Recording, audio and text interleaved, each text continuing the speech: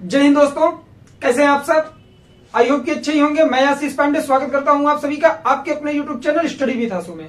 जैसा कि आप सबको पता है, प्रत्येक दिन सुबह 9 बजे आप लोगों को करंट अफेयर से रिलेटेड एक क्लास मिलती है, जिसमें हम लोग इंटरनेशनल रिलेशनशिप से रिलेटेड किसी मुद्दे पर बात करते हैं या फिर इंडिया में घटित कोई ऐसा लेटेस्ट मुद्दा जो आपके एग्जाम के पॉइंट ऑफ व्यू से इंपॉर्टेंट होता है, उसके बारे में हम लोग बात करते हैं। तो चलिए बिना किसी देरी के वीडियो की शुरुआत करते हैं। सबसे पहले टॉपिक का नाम जानते हैं।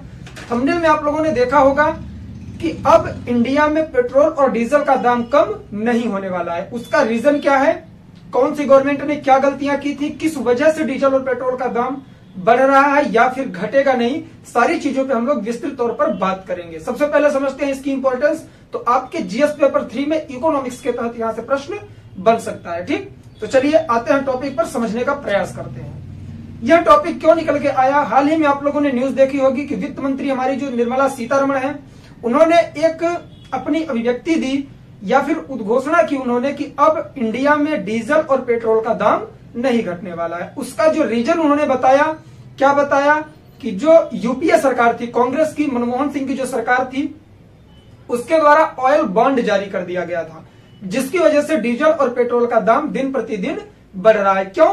क्योंकि जो कांग्रेस की सरकार थी उसके द्वारा एनडीए सरकार पर, जो बीजेपी की सरकार है, इस पर बहुत सारे कर्ज लाद दिए गए थे गवर्नमेंट कोष पर। तो उसे पेड करने के चक्कर में यह सारी चीजें नहीं हो पा रही। यही चीज हम लोग विस्तृत तौर पर समझेंगे। चलिए पॉइंट पर आते हैं और एक एक चीजें समझते हैं। क्या हुआ कि यहां बोर्ड पर आइए, ज्यादा समझ में आएगा क्योंकि इसमें ज्यादा एक्सप्लेन करने वाली चीजें नहीं है।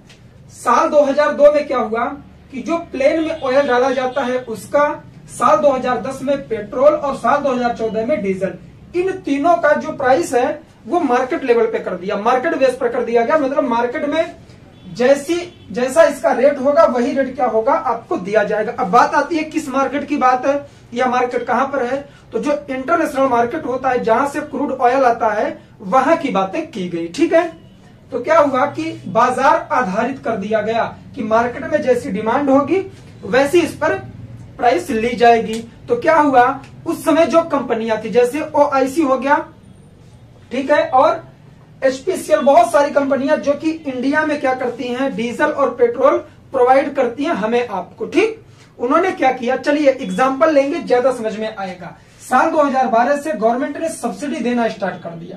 सब्सिडी किसे देना स्टार्ट किया, उन कंपनियों को जो कंपनियां हमें ऑयल क्या करती हैं, प्रोवाइड करवाती है। जैसे आप लोग पेट्रोल टंकी पर जाते हैं तो वहां लिखा रहता है एचपी, हिंदुस्तान पेट्रोलियम, या फिर इंडियन ऑयल।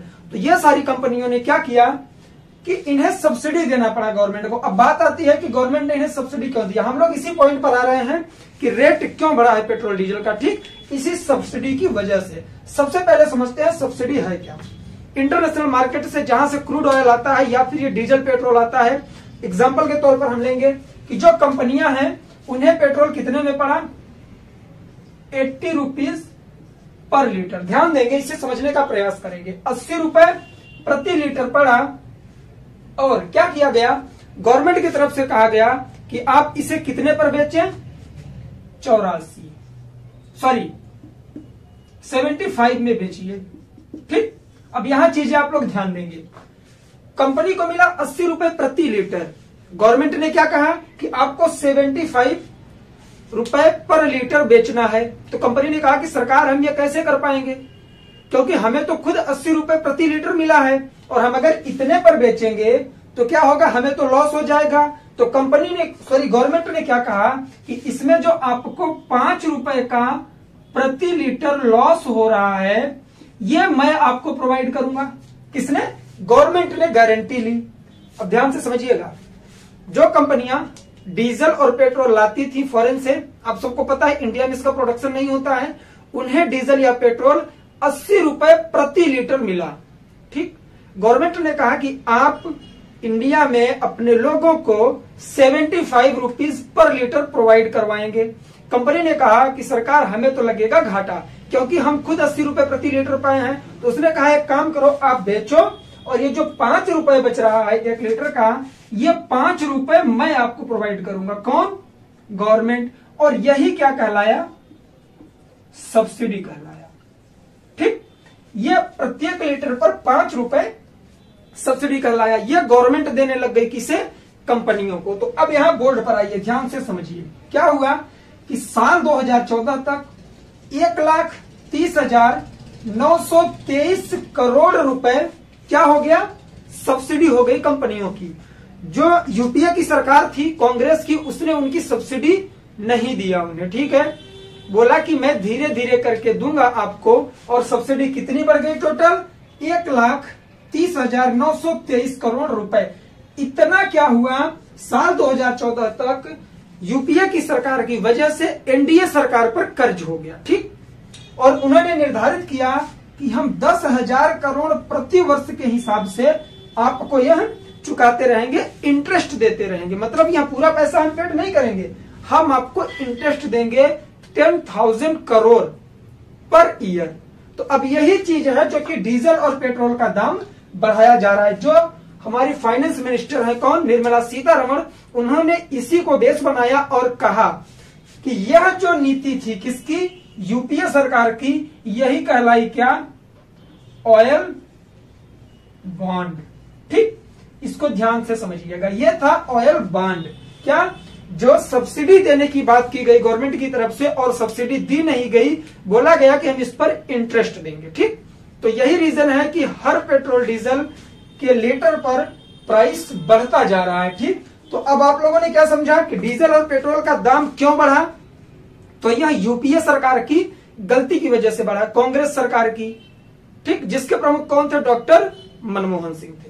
अब बात आती है कि आपके माइंड में आएगा कि ये तो कांग्रेस सरकार बहुत गंदी थी, बीजेपी सरकार अच्छी है क्योंकि यह निकाल रही है सारी चीजें, ऐसा बिल्कुल नहीं है। ध्यान दीजिए, देखिए एनडीए सरकार को क्या हुआ, एनडीए अर्थात बीजेपी को साल 2014 से क्या हुआ, 20 लाख करोड़ रुपए की एक्साइज ड्यूटी प्राप्त हुई, किस पर, डीजल और पेट्रोल पे। आप सबको पता है डीजल और पेट्रोल पर क्या होता है, एक्साइज ड्यूटी लगाई जाती है गवर्नमेंट की तरफ से, स्टेट गवर्नमेंट भी लगाती है और सेंट्रल गवर्नमेंट भी। तो क्या हुआ कि इन्हें 20 लाख करोड़ का क्या हुआ, एक्साइज ड्यूटी मिली, लेकिन टोटल कर्ज कितना था, 1,30,923 करोड़ रुपए। अगर ये वहां से चाहते तो इसमें से क्या करते, 1,30,000 रुपए करोड़ पेड कर देते, इन्हें इंटरेस्ट ना देना पड़ता, लेकिन इन्होंने ऐसा नहीं किया। 18 लाख करोड़ रुपए की पर एनम इनकी इनकम होती थी, सॉरी सेविंग होती थी इनकी, ठीक। एक्साइज ड्यूटी के माध्यम से 20 लाख करोड़ रुपए प्रति वर्ष इन्हें मिलता था, जिसमें से 18 लाख करोड़ रुपए की बचत होती थी, ठीक है।